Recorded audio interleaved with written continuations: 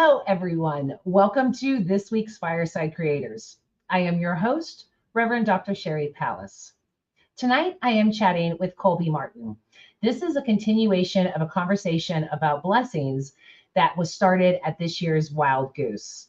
I ran my mouth again, and we didn't have enough time to really delve into the topic. So, as we approach the US's Thanksgiving, let's understand the term blessings. Please keep all comments and questions related to the show topic. And remember, this is a safe space. Thank you for joining us. And if you're watching on YouTube, please hit that like and subscribe. If you're on Facebook, grant StreamYard access so we can see your name when you have a comment or a question. I thought last week was the end of this platform, but evidently I don't know what day it is. So I know today's Tuesday, and that's about it. Thank you for welcoming us into your homes and joining the conversation. I appreciate you all. Be sure to check out the follow-up course for my book. It has great reviews so far, and I can't wait to hear your thoughts about it and my book. It's self-paced, and once you enroll, you have access forever, including when I add new contributors, which is happening monthly. I am so proud of it, and I hope you love it too. The goal is to get beyond the destructive dogma, individualism, racism, homophobia, and the patriarchy. And we can if we do it together. So go to my website and find the book club tab, and all the information is there. I can't wait to see you there. Okay, let's meet our guest and get smarter. Colby Martin has been a pastor for more than 20 years. The first decade was an evangelical, and the last 12 years as a progressive Christian. Colby invites people to consider God's love as more unconditional than they could ever imagine. He's written 2 books, has 4 kids, and just recently switched back to using antiperspirant with aluminum, which we talked about it last time he was on. Welcome, Colby. How are you? I am good and proud to report I'm still using that aluminum without any Same, fear and same. with Yeah, results. It works. right. I no It longer works. smell. That's a That's good right. thing. It's a good thing. I'm here for it. Hi, Sherry. Good to see you again. It's so good to see you, Colby. So you were on the show, I think back in September, maybe, or maybe October. And I had completely forgotten about our conversation at the Goose until after the show when you brought it up backstage. And simultaneously, my producer, Patrick, was messaging me going, wow, you didn't challenge him that much this time. And I was like, I didn't remember until Colby brought it up. And now why didn't you remind me of this? Oh, that's But fun. I would like to start with you telling the story about what you were talking about and where I jumped in. Love it. Thanks for having me back. I appreciate it. It's Oh, so I great to be love it. back with you. Yeah. Okay. So here's my memory, and then I'll hear Okay. this because memory's a funny thing, isn't it? Right. So this, yeah, as you said in the intro, it was Wild Goose just this past summer, Mhm. so like 5 months ago or whatever. And myself, along with 2 other folks, were invited before the festival began to do like a fireside chat with some of the folks who showed up early to the conference. I think was everyone there a contributor or speaker or partner in some way that was The at that co-contributors. It was the special for the co yeah, co-contributors. okay. So folks such as yourself who were doing a seminar session came a little bit earlier than everyone, and then me and 2 others were at designated locations around the campground at a little fire pit.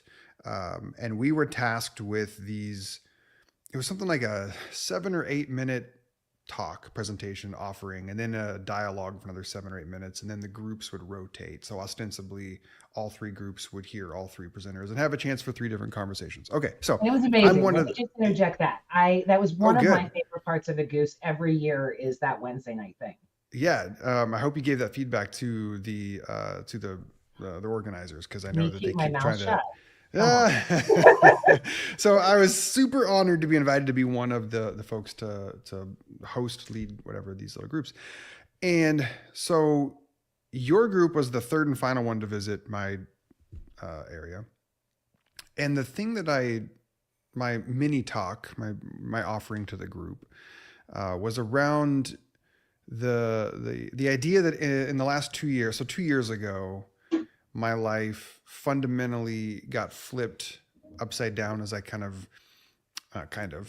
as I lost, I use the term lost, Sherry, but I don't know that I love it because it puts me in like a victim role, but I don't yet have a better word Mm-hmm. to put there. But I lost three of the main identity markers that I held core for most of my life. So my marriage of 19 years ended, which meant that my sort of capacity as a full-time living with my kids dad for 18 years ended. And then at the same time, my vocation as a full-time ministry in the local church of 20 years, that ended. So that all ended at the same time, not necessarily related to each other. Well, the divorce and the not being a dad Yeah. anymore, those are obviously linked. And so I talked about, the loss of those identities and sort of the impact of that. And then in the kind of open up to conversation time with folks in the group, and this is where I don't exactly remember the question that was asked, but I remember what part of my response was. So part of my Okay. response was to reference teaching from the Buddhist teacher, may he rest in peace, Thich Nhat Hanh, who taught that when we learn to suffer better, we suffer less.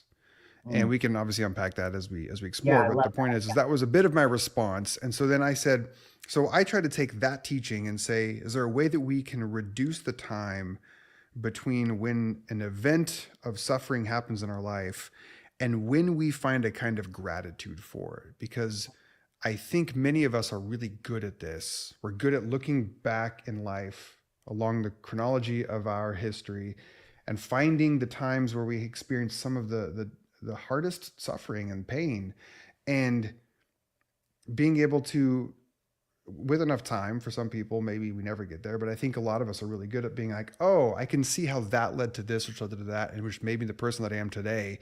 And you almost find not a gratefulness for that it happened, but for just where you are now. And it's like this weird sort of grace where we say, wow, there's gratitude mixed in with that suffering. That's so interesting. So when I think about how to suffer better, for me, part of that is reducing the time between when the suffering happens and when we find that gratitude. And so when we suffer better, like Thich Nhat Hanh says, we suffer less. Our experience of suffering is decreased. Okay. So that was more or less my response. And then you, in the opening, you said, I think something about, I think you were jokingly, I think, being criticizing, Deprecating. you like put your Yeah. foot in your mouth or whatever. And I didn't see it that way at all, by the way. Okay, good. I thought your pushback was completely reasonable. My only, and I'm going to now ask you to share what you remember of your what you said in response. My only disappointment was that immediately after you said it, then the organizers were like, okay, we're all done. Let's everybody head Right. back. And there was no chance for like follow up for you and me. So then I left being like, oh man.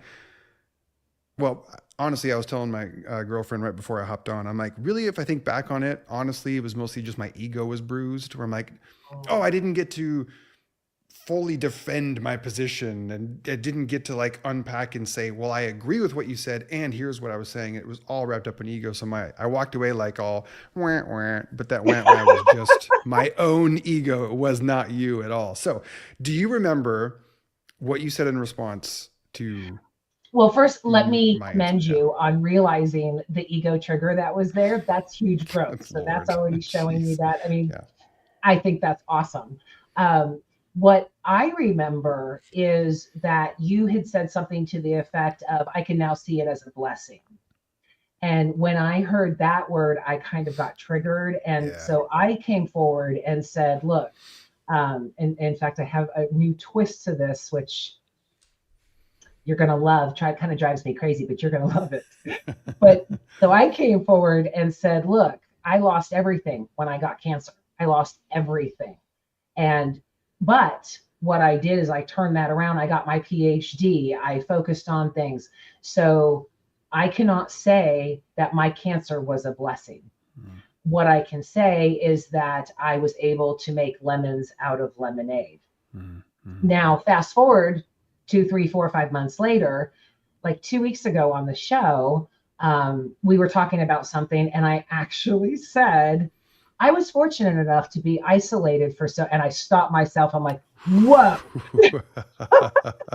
I am Interesting. now saying that I was fortunate to have years of isolation, years of abandonment, all of these Yeah. horrific things that Yeah. happened to me Yeah. starting 7 years ago this week, actually. Hmm. And I was always happy to say, look, I did what I could. I was paralyzed for a year. I got my PhD.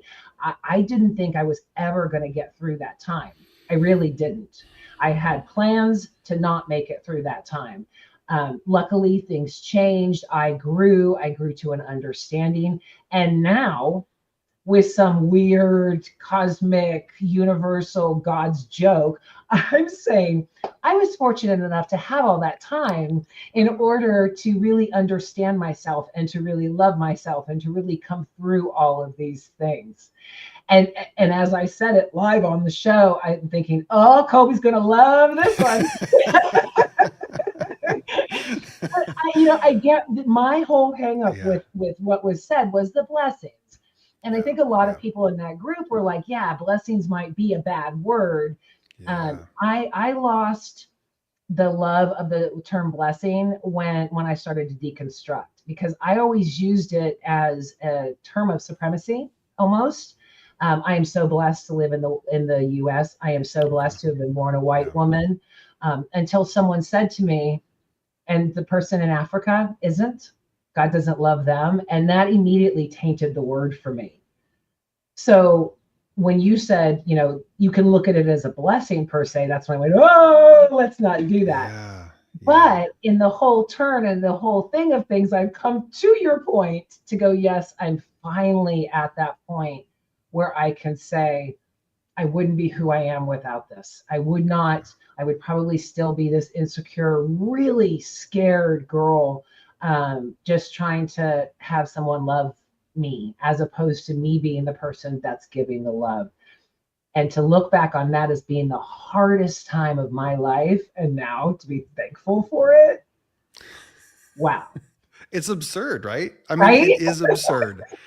Uh, oh my God, thank you for sharing that with me. I am Make sure you go a very, little bit back.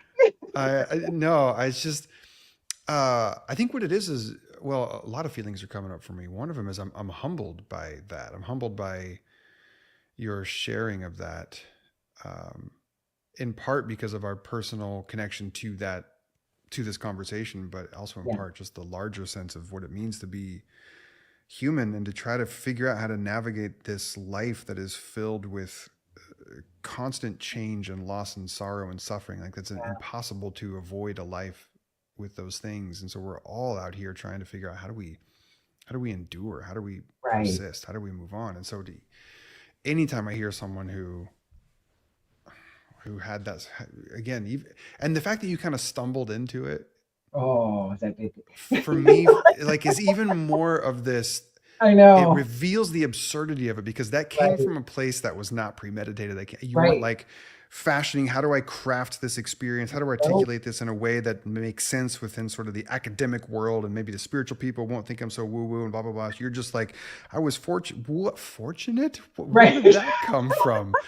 I Oh my was like, God, I can't believe that just came out I of my mouth. it's like it almost has an extra layer of that's got to be trueness to it. You know Yeah. what I mean? Because it Yeah. wasn't planned. Um, but let's go back to this word blessing, because even as you were saying it back to me and some of your understandable hiccups around it, it occurred to me, oh, is there a way to think of blessings, whatever, and that doesn't require a subject object relationship? Meaning, does blessing, to think of something as a blessing, does that require, and it might, I'm actually opening this up for the conversation, does it require that someone has done something for, that we have been blessed by an outside source? Is that wrapped up into this term of blessing? So to In say my like, oh, I'm so opinion. blessed to live here Right. implies something, someone, some entity has Favors given me. me yes, favors me, Yeah. and that is a blessing. because I think if that's the only way for us to think about this term blessings is that it requires a sort of subject object relationship between a giver of blessing and a receiver of blessing, Right. then I might be with you insofar as we got to be real careful how and where and when we use that term. Right. But I wonder if there's a way to think about it that removes that kind of dynamic to it, because have you real quick, have you done any overseas, what we used to call in the old missions? Like, have you Yeah. gone to the African places that you referenced or that your friend No. referenced? Because No. I've done a little, but I've also, as I'm sure you have, heard many people report that it Right. is not uncommon to go to these what we call third world places where they clearly live in what we would describe as destitute poverty, and yet many of them have a kind of joy and a kind of feeling of blessed Yeah. that we can't touch. So it's not even that to say I'm blessed to feel in America. That person says like, well, does that mean that someone in Africa is not blessed? Well, no, because actually I think we have enough data that shows that there are individuals that would claim that about them. So it's not even a zero-sum game with like who gets the blessing. But anyway, so what do you think about that? This term, does it require that someone has to give a blessing in order to be blessed? I have What found do you think about that? in my personal aspect that gratitude is a much easier digestible word. Blessings, it does have a connotation of some type of God figure, therefore some type of favoritism. However, my girlfriend said, I say that I am blessed with the friends that I have. And I was like, that's a great way of saying it. That's a great way of saying, I'm blessed to have these friends, because it doesn't necessarily mean that there is some higher power connotation there. It's that the friends give you the blessing. Okay. So I don't know, other than, if someone, I see it all over social media, right? People standing in front of their mansions and their cars and saying, look how blessed I am. Hashtag Um, blessed. Sure. Yeah. yeah. And, the Joel Osteen crap of the prosperity gospel, Sure. you'll Sure. be blessed.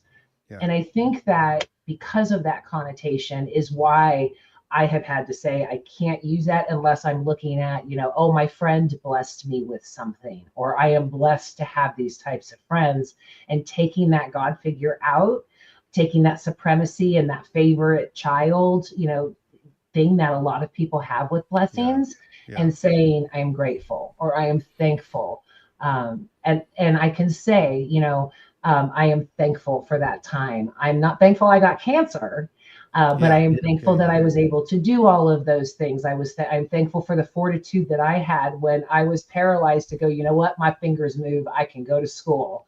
Doing all of those things, I don't necessarily, I wouldn't say that was a blessing in any way. I Mm-hmm. can make the best out of it. I can Mm-hmm. make it Mm-hmm. into some type of thing with it. I see a lot of people who don't, right? I see a lot of people who just completely cave and go, it's too much for me. I'm not doing it. So I can say, hey, I had that fortitude. I had that strength without attributing it to some type of higher power. Yeah. Okay. So that makes sense. I wonder then, is a lot of what we're doing here just, is it just semantic work? And I don't mean just in a Maybe. minimizing way, No, because I maybe. think how we talk matters and it's important. Yeah, And I think sensitivity, while it can get out of control insofar as we find ourselves unable to talk like a normal person because we're, right. so afraid of landmines everywhere. Like it can, yeah, there is extremes to every perspective, but pull it back from the extreme enough to be like, okay, actually, I can alter the way I talk if, especially in the audiences that I talk to, certain words do bring up activations that I'm Right. not interested in activating. Now, Right. that brings up another interesting question, which there are some contexts in which maybe it's okay to like do a little bit of triggering, because triggers have they're pointers, right? They're indicators, they're signs that say, That's what my hey, book says. I have, okay, is it really? Yeah, like hey, I have Yeah. some healing that needs to happen here. Like Right. we're not okay over here, and we're Right. going to let you Right. know that that's what triggers are. So they're Yeah. not, in my opinion, and I very well could be wrong on this, they're not necessarily things to be avoided as much as they are to be handled with care and, Conscious. yes, be mindful around it, be conscious of it, and know, um, because the bigger context of how this conversation started was as a sort of presenter in the very lowercase p present. Like if you've ever been to Wild Goose, I mean, Right. it is very lowercase p presenter. That role, like right. So just knowing if I'm going to throw out a term like that was a blessing. Okay, I know well enough to know that a lot of us in the crowd have the kind of experiences that you do, myself included, where these Yeah. terms were leveraged in ways that weren't altogether helpful. So, yeah, is it just semantics? Is it just sort of removing that word? And then my other thought on that is really what is the difference between saying I'm blessed to have these friends and I'm blessed by this mansion behind me in my Instagram post? Hmm. How are these different? For me, when my girlfriend said, I look at it as a friends with blessings, it targets the blessings to that human, not a supernatural being that favors you. So when she elaborated and said, I am very blessed to have this person as my friend. I'm very blessed to have you as my friend. It made it a blessing between the two of us and not some type of condition for love from a God figure or something like that. And as far as semantics, I think that's also is a good point and why I use quotation marks for God in most of my writing, Mm-hmm. because so many people have these connotations. I mean, even for love, I've been asking everybody on the show, give me, what means to love for you. Josh came up with flourishing. That was one of my favorite. Last week, Leslie came up with safety.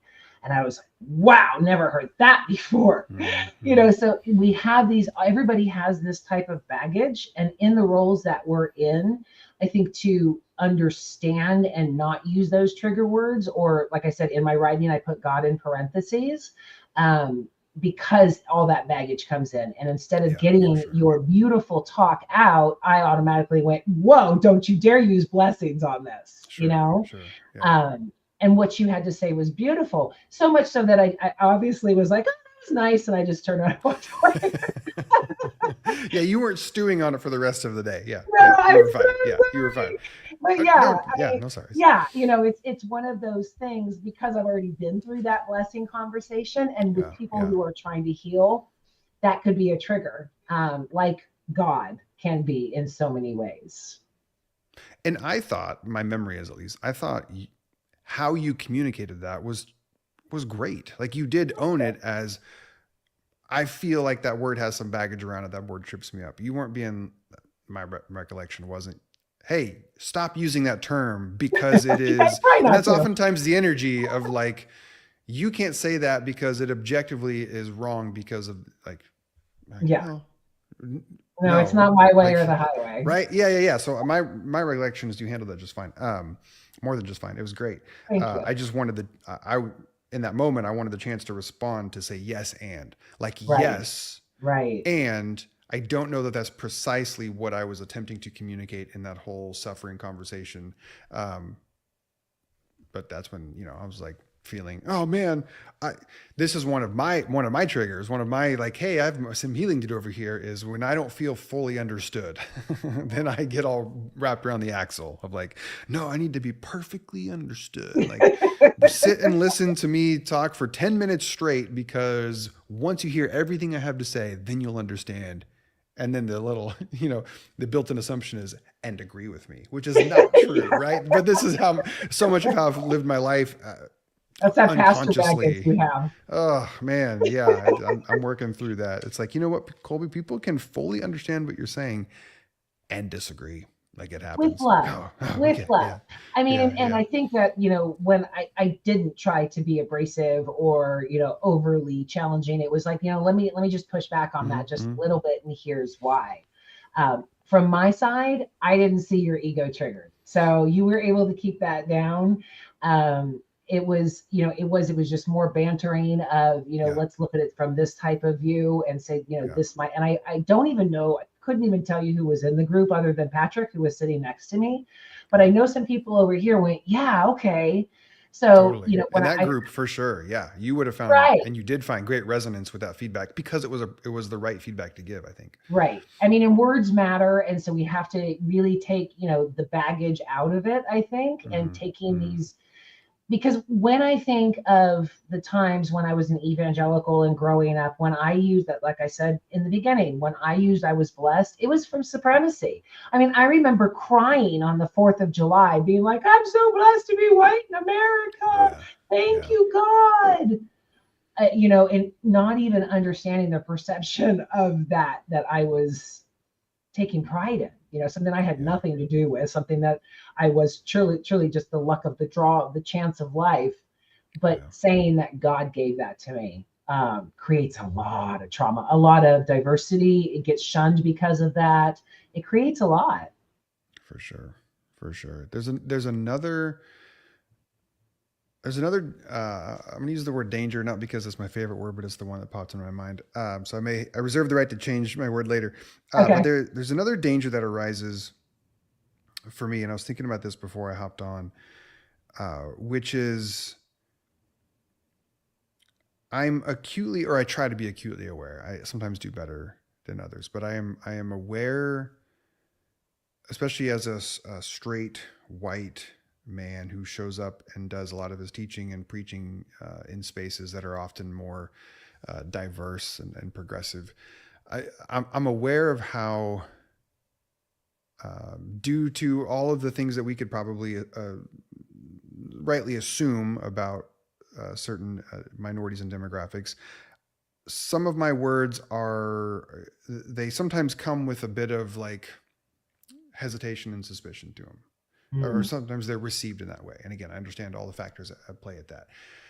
And what I sometimes have to try to balance is how much do I confidently but confidently step into a space of saying, look, and like this is kind of what I did at that Wild Goose session, Sherry, is say, look, 2 years ago, I experienced some really, really hard things, really painful, like really hard, um, in ways that I don't ever want to get into the pain comparison game. That doesn't really do Right. anybody any favors Right. necessarily. Uh, but I certainly have been in spaces where I've been told that my kinds of suffering isn't the same as others because of my layers of privilege. And again, I get the critique. I just don't always fully see it as valid. All of our tears are salty. They're all salty. I love that. And so I sometimes try to balance. Okay, I want to show up and be honest and say that was the hardest season of my life, and it was very blah blah blah, and be able to say from my perspective, and I look back on that and where I am now, and I can find some gratitude in that. Right? Yeah. I can be grateful that some of these things happened as hard as they were. The danger is that I am taking my narrative arc, which isn't complete at all, right? It's Hmm. not complete at all, but it has reached, it's starting to reach stages of that gratitude for the Yeah. suffering. You know what I mean? It's Where the danger is then I say that in a context like a wild goose, and the implication is, and therefore you ought apply this same arc to your situation.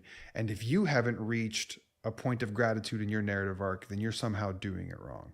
And that's where I'm like, whoa, whoa, whoa, whoa, yeah. whoa. I do not ever want to communicate that. You know what I mean? Because Right. I want to, some people, again, I just said I'm not going to play the pain comparison game, but some people have gone through things that are far worse. Maybe I just did the pain comparison game. But, and you can't put a time frame on healing. You can't be like, all right, 2 years now, it's time for you to start. You can't do that. And so it's tricky. And I'm curious your thoughts on this. It's tricky because how do you tell that story that you just told at the beginning of this? And for you, I think you said it's 7 years where it just sort of, you realized I'm fortunate. Wait, I'm fortunate. Wait, was this, are you starting to get a narrative twist there? How do you tell that story with full honesty and vulnerability and truthfulness to your experience, while also not expecting that others find a same kind of trajectory? If they've gone 7 years and they're still Well, resentful I and think bitter as hindsight hell. is 2020 is key. I think a lack of self introspection will extend that time of learning and Mm-hmm, stuff mm-hmm. like that. I love what Stephen Colbert was told by his mother when his sister was killed. And it was look for the things that can make joy out of this. There will be things. Yeah. So while you're in it, it's the worst thing ever. No one knows your pain, no one's ever gone through this. Oh my God, this is horrible. But if you can get to some type of self introspection and reflection of the time, I think that's where you find the gratitude. I think that's where you find, wow, this happened and I didn't even realize it. This happened and I didn't even realize it. And to where it's just coming out of my mouth saying, I was fortunate enough to have all this time alone. Mm-hmm, mm-hmm. So if you lack the introspection, then you're not going to get to that healing point. Yeah. Yeah. You have to be able to look back and go, okay, where is the lesson? What can I learn? Where am I now? Yeah. How are things going? But without looking back, I don't think that'll ever come. That's really good. What comes up for me in that is you were describing a kind of grateful in, like a gratitude within the context of something, Mm-hmm. which might be slightly different, related to, but different than grateful for. So, grateful in the midst of Interesting. something, Okay. and then sort of a grateful for, which maybe there's just part of that is just the chronology of the unfolding of time. But I wonder too, I think maybe part of us, what I would long for, and maybe this is a projection of what I need to practice, is I would long for people to be able to express a grateful for something without that necessarily threatening another person who could and maybe should never say I'm grateful for that. To I deal reverse with that engineer with a that, lot of friends with abuse, yeah, right? yes, this is where I think, Yeah. I mean, mm-hmm, you you can you can never be thankful for the abuse, right? I don't think so. Yeah. It's like I don't know that I could ever be grateful for cancer, but I can be grateful that I made it through. I can be grateful that there were times when I didn't think that I could go Yeah, on another second and my yeah, dog jumped on my lap and I went, you know what? No one can take care of him like I yeah, can. yeah, Those little things. And also, what was crucial for me was my mentor demanding, she wouldn't be my mentor if I didn't listen to her, but demanding that I start a grateful list. So every morning, some of it, sometimes I was just grateful for my dog. Couldn't find any other reason to be grateful. But that does switch up the mentality and you start looking for things to be grateful for. When you're in the victim mentality and there's a right to be there, there is a right to really get into that. I'm not saying that victims are in any way bad, but we need to rise above that at some point and be yeah, the survivor. And I don't think we can be that survivor unless we look back at the lessons we learned. yeah. Totally agree with that. Um, I went through that with my book. When I had the realization that my stepfather had molested me, um, I literally vomited. And I almost put the book down because it was like, I cannot make money off of this story, that it just makes me want to vomit more. I can't use this for any type of success in any way. And I really struggled with that. I struggled with trying to really like, how am I going to talk about, oh yeah, my stepfather? I knew mm-hmm, I could never get to that point. mm-hmm, So what I did was I eliminated that shame by saying, okay, for the book, anything profits over my meager living will change other people's lives. So that mm. way the money was dirty to me. So that was a way of Okay. me cleaning Yeah, it up and being able to that's help cool. others in Yeah, doing so. Because I could I love never be that. grateful Yeah, for that I love that. ever. Yeah, So let's make it into something that is enabling others to flourish and go from yeah, there. I love that. That's really cool. That's really beautiful. I'm I'm I'm I'm stuck Okay. on this. Can we hold can we hold space for people who do express gratefulness for the things that happen to them, Like maybe they choose that verbiage. Maybe we ourselves would never choose it, you know, but they do without it being, without it feeling like an attack on what you said, which is there's no way I can be grateful for X, Y, and Z. Like that's absurd. It's not a reasonable, it would almost be unjust. It would almost be inhumane to be Right. grateful for these kinds of things. Right. So do you think it's on the responsibility of, well, let's just use you because you've already shared a bit of your story. Is the responsibility on you, Sherry, to do your own work, to be like, look, I am clear that I am not and never will be grateful for the things that happen, these things that happen to me. Like, no, a hard line. And I can hold space for those who have whatever kind of trauma they've experienced. If they choose to say that they're grateful for it, I accept that. Like, is that a possible? I think is so. that a possible thing, or I think that's honoring the person, and I'm probably coming across as a hypocrite in saying that because I did challenge you. But if anybody were to say, you know what, if I wouldn't have been molested or I wouldn't have gotten cancer, I wouldn't be where I am. I can say that now. If I wouldn't have gotten cancer, I never would have gotten my PhD. Yeah, I can say that. It still doesn't make it that I'm grateful for the cancer. So if someone uses a different verbiage or a different type of language to say this is the way it is, I promote any healing. Any healing that drops the pain that's associated with it, any healing that enables you to even express gratitude, I'm going to applaud all the way. Oh, I like that. It doesn't matter how you get there, but if that healing is there, again, I think we should own it. One of my favorite words is onus. It's on us.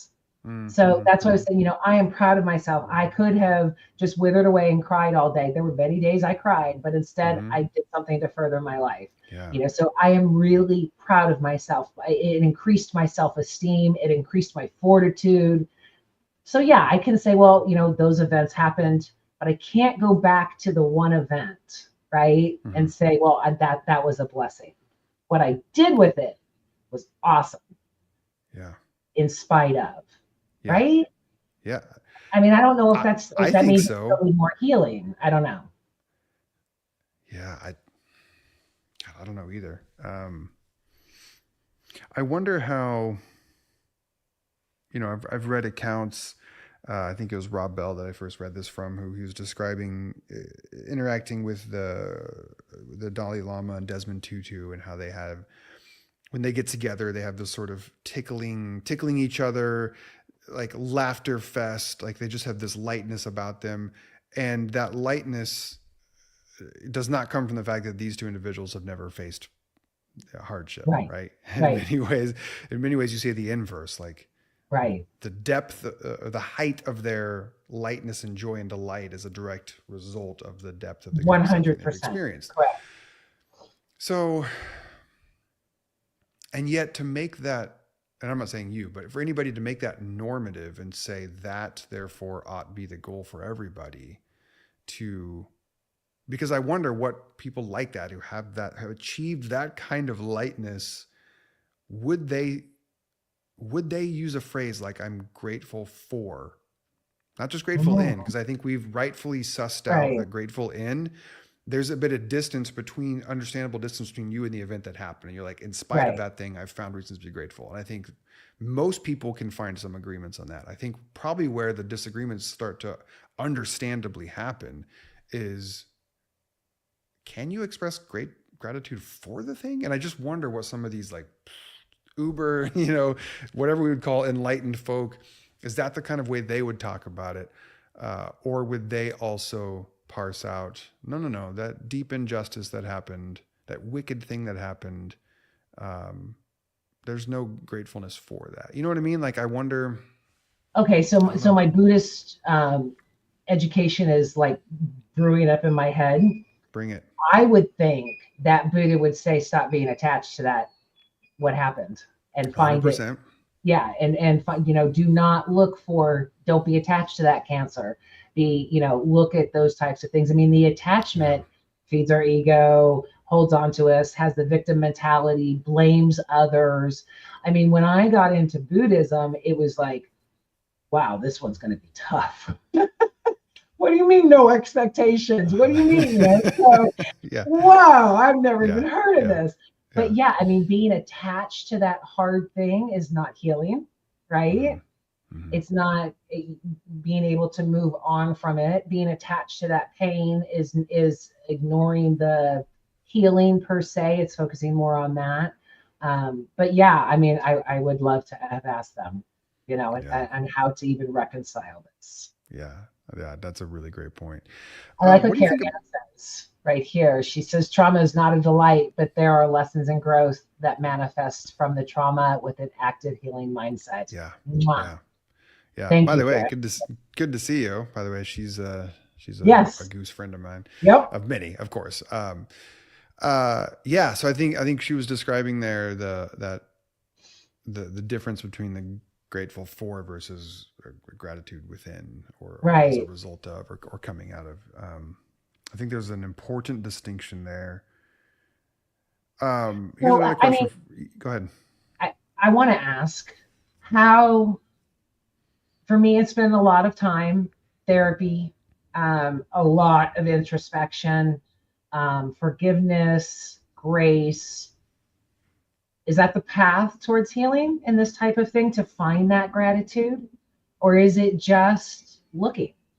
Because I mean, I literally went from I have no reason to live to, oh, I got to do my grateful list this morning, first thing in the Hmm. morning, Hmm. and not even having that in my head because I had other things to focus on. I had better things to focus on. So how do you, where someone who isn't there in any way, shape, or form is still in the, no, this really sucks. I don't know Hmm. how I'm going to get through this. What do you think some of the steps would be to get to that point of gratitude?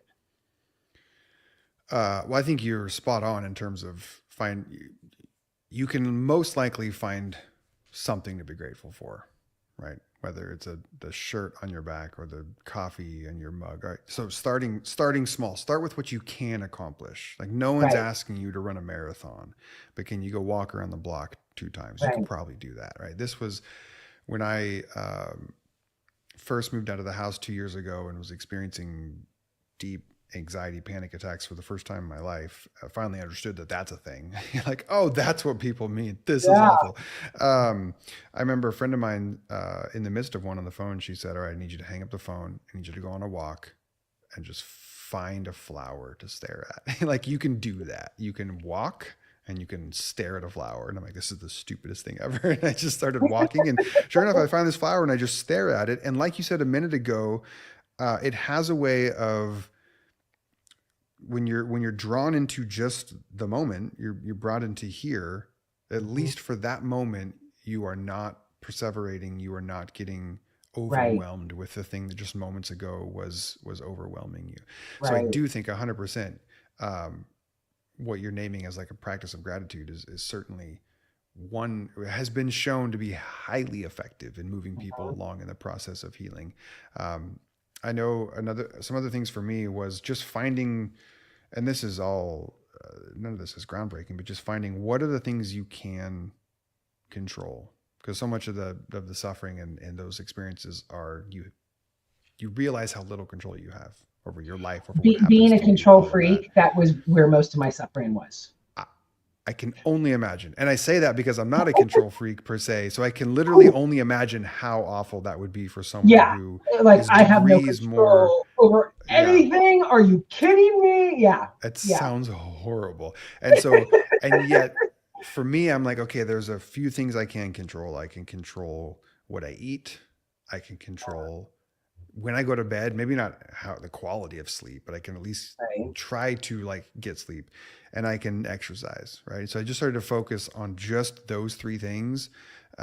And again, it's not going to like fix anything right away, but it's going to give you a thing to do, these little steps that you can take to be able to just make it. And for me, it was really eventually got the one day at a time was was like purple belt level. I was all the way back in white belt. It was like 1 hour at a time, one moment at a Yeah. time, because it was Yeah. so big and so scary for me during those times. So yeah, gratitude. Find the things that you can have the smallest amount of um, perceived control over, and throw yourself into that. Is like, Well, and what I did is I downloaded an app.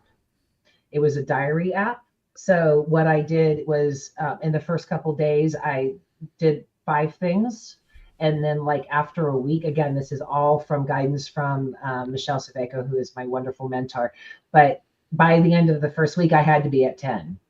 So first 3 were easy. I you had lived on the goals. water. You had goals. Yeah. Yeah. Uh I had huh. lived on the water, my dog Bailey, my dog Charlotte, those 3. And then it was like, oh God, I got to come up with 7 more. But it totally changes the way you think. Mm-hmm. Instead Mm-hmm. of going, oh my Mm-hmm. God, I don't want to be here anymore. I can't handle all of this suffering. I can't handle all of this pain. I'm looking for things to be grateful for. And Yeah. it just totally changes up, even if it's a pain in the ass. And there were a lot of times where like, I can't think of anything. And Yeah. then it's like, you know what? It's a beautiful day out, the blue skies. I just heard a bird. Oh my God, a squirrel just came up to me. So finding those types of things got me out of the fatalistic, this is the worst, I'm never going to overcome this type of thinking. That's really And I good. didn't think if I couldn't have gotten out of that, I may not have survived. That's really good. And I also, um, so you had someone in your life that was giving you those practices. Is that right? Michelle, yeah, Okay. she's And was this a awesome. therapist, friend, family? Who was this? Someone? She is actually a sponsor of the show. She's a friend. I go see her before I go see the goose every year. So I spend Okay. the night with her and then I come back to her. David Hayward got to spend some time with her Mm-hmm. at the end of the last goose. And he's like, oh my God, no wonder. So, yeah, I mean, just But finding a wise friend it can bring those things into your life. yeah, I'm I think very, I, that's. I'm very blessed with her. Uh, and who gave that friend to you? Where did that friend come from? Right? It's Oh my just. God, Oh my cancer. goodness. Oh my God, cancer. Unbelievable. When I got diagnosed, we had just gotten diagnosed. And so I knew that I could talk to her, and that's how we became friends. Wow. Fuck. Life's Fuck. fun. How fun. How fun. But this is so but this is a person that you have, my understanding is you essentially commissioned them to speak into your life in that sort of way, right? As a Whether friend, that yeah. was It commissioned yes, is right? a bad word. Yes. It's I You knew gave she them was permission wise. to, Yes. and you Yes. received what she had to say, right? Correct. Because I think what another thing that comes up for me is in this is people who are going through these, they're in the midst of these sufferings. Um, they will often get advice or help from people that they're not really asking for, and that generally doesn't do anything. Generally doesn't work. It generally doesn't like help. When someone comes along, like, oh, I know how you feel. Here's what I did, and it's like Unsolicited advice sucks. it does. When I got cancer, I questioned my whole existence. I was on my way to Puerto Rico to rebuild schools and everything. And all of a sudden I was homeless. I had cancer. I was selling all of my things. I was supposed to be gone in 2 weeks. So it was, oh my God, this book ruined my entire life. Everything that I've done has ruined my entire life. Mm-hmm. And so I reached out to this boss bitch of a woman. She was a Marine. She did the funerals for AIDS. I mean, this woman has changed the world. And like a boss bitch, she said, suck it up. So I was like, that's not what I needed.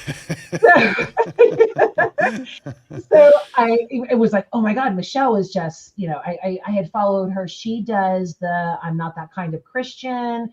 She's really Mm-hmm. good friends with Mark Sandlin. She has a very long history of mentoring people and them blooming.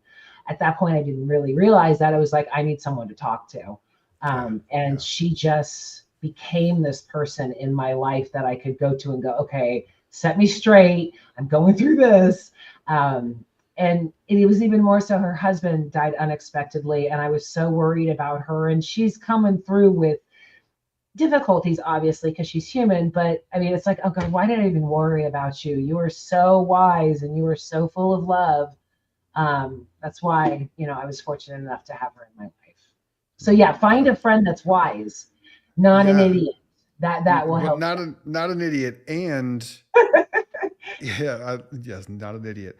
Um, but I think for anyone who might be listening to this now or later, like if you are, I think what I want to say is if you are in relationship with someone who is in a real deep, dark, hard time right now, if you haven't been given a kind of green light, permission, Right, invitation to be that right, person for them, right, uh, then the best thing you can do, from my experience and my understanding on this topic, the best thing you can do is just be there. right. Just be like, you don't have to speak, just let them know your presence, and they will, if they want something from you, they'll ask, or if they want you in that, they'll generally, there will be some indication that yes, your advice is now welcome. Because I had so many people who are like, oh yeah, I've been divorced too, and it's hard in the beginning, but it does get better. It's like, how is what? I believe you that that's true. Obviously, I know that Help. millions of people have that experience, but that does zero to help me right now. Like it just Right. really doesn't. The people that were helpful for me were just those who who made me feel like I could be in their presence and not be a burden. That's what it was. Mm, Like, can I fall apart in front of you and yeah. not feel more self-conscious than I already do all the time whenever I have public emotions, which is way less now. That's one of the gifts of this. Is like I can cry in public and I'm like, well, this is happening now. No big deal. Um, but yeah, I don't know. Oh, and I then love. Oh, go ahead. one last thing real quick. I'm also been thinking about this phrase, we need to let people suck more. Meaning, if there's someone in our life who is going through a really, really, really hard and difficult time, guess what? They're not gonna be on their A game. They're not gonna Right, communicate well. They may right. not communicate at all. They may be extra short, extra snippy, and that might be that way for a while. And I don't know how well we do at letting people just kind of suck for a while. Like, oh, like Without the just judgment, without the with conditions. yeah, and without the like making them feel bad for not being a perfect communicator of a thing. Like, yeah, guess what? I was going through a really hard time. Like, no one Right. should have to respond that way. It shouldn't get to that point where they have to like defend. Sorry for my crappy Right. text that I sent. I was going through the worst time of my life. Like, one click before that is we just like, you know what? This person's going through a really hard time. I am not going to expect A, B, or even C level communication. They can just flunk for a while, and that's totally fine. I just think we need to let people suck more. Yeah, and I think that offers grace too, right? And I Yes. think that Yes. if we impose our expectations or our situations, then that kind of stunts their healing because it gets judgment, comparison, all of those types of things. So Yeah. just I love, and I fully admit I learned this on social media, but I love It's the great. three questions. Am I here to listen? Am I here to give advice? Or are we going to I think it's like bag of body or something like that. So we shouldn't do the It's great. third one. That's But so good. Yeah. Yep. to have the foresight to actually ask those questions when someone's in that, Yeah. and then honoring that answer, I think is pure beauty. I mean, when that came Yeah. across that, it was like, wow, I hope I can remember to do this when something's going wrong. That's really good. Because I there were times I needed someone to grab a body for me. There were sometimes Mm-hmm. I needed to just Mm-hmm. cry and just vent, and other times I needed advice. Luckily, Yeah. I had different people for those types of things. Each one served one of those aspects.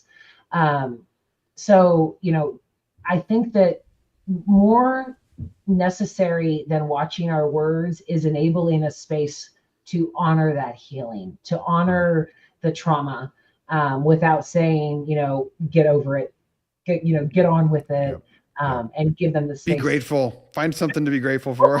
No, not Blessing, damn yet. Not yet. Yeah. One day you'll see this is a blessing. it.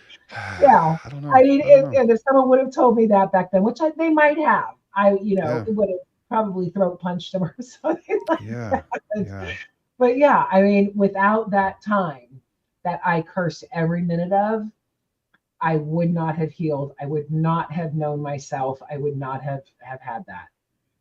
So while I curse every second of it, um, that may be my regret of the situation is not knowing what I know now. Mm. I did make the best of a situation. I did Yeah. overcome it, and hopefully, a more loving person than I was. I love that. Okay, so we are at the top of the hour. I want to ask you what I've been asking, and I think that you kind of just gave your answer as to how would you define love?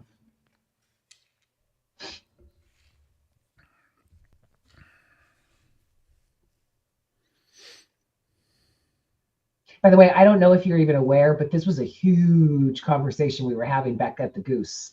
Like every night we were having people go, well, what does love mean to you? Because again, Oh yeah. the word love has so many connotations to it. Yeah. Yeah. I think for this season of my life, when I think about love, for me, it is deeply connected to openness and staying Ooh, I open. like that. And if love for me, and this is kind of how I see it, is a constant flow of energy, of spirit, of source. Like if that is what love is this ever moving connective tissue that holds everything together, then a closed heart will block that flow. It'll block it from Right. me, it'll block it to others, it'll block it from my ability to connect with the source. But the more that I can stay open, the more that I can not only be a receptor of that love, but more importantly for me, be a conduit of love. And that's really what I try to be, is a conduit of love. And that I love that. requires that I stay open. I love that. I love the openness because it is. I mean, the opposite of love would be contraction. So yeah, I love that. Mm-hmm. Okay. This has been awesome, Colby. Thank you so much for coming Yeah. on. I am What a so glad great we got to further conversation. this Yeah. conversation. Me too. And I'm glad that you didn't walk away going, bitch. No, no, not at all. Not at all. I love the openness that we could have this. It was beautiful. Yeah, me So too. any Me too. final words and where can people find you?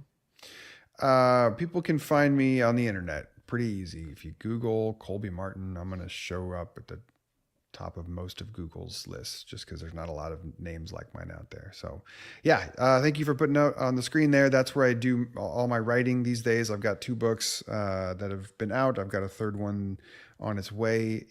But in the meantime, I do all my writing there. And then also on the Instagrams at Colby Martin. So Fantastic. come say hi. Will do. Thanks again, Colby. I'm going All to right. send you backstage and close the show. Awesome. Thanks, Sherry. Thanks again. My mouth doesn't always get me into trouble. Sometimes it sparks good conversations and has wonderful people involved. So another great show. Thank you so much for watching and for your input, Shakira. Thank you so much. And thanks so much for Patrick Young for his continued support as the show's producer. Next week's show is with Dave Schmelzer, an American author, playwright, and former pastor in the Association of Vineyard Churches. Have a wonderful Turkey Day, and I will see you next week. As always, walk in love. Oh, subscribe, share this stuff. This was a great show. Share it, subscribe, all that good stuff. But walk in love. Mwah! See you next week.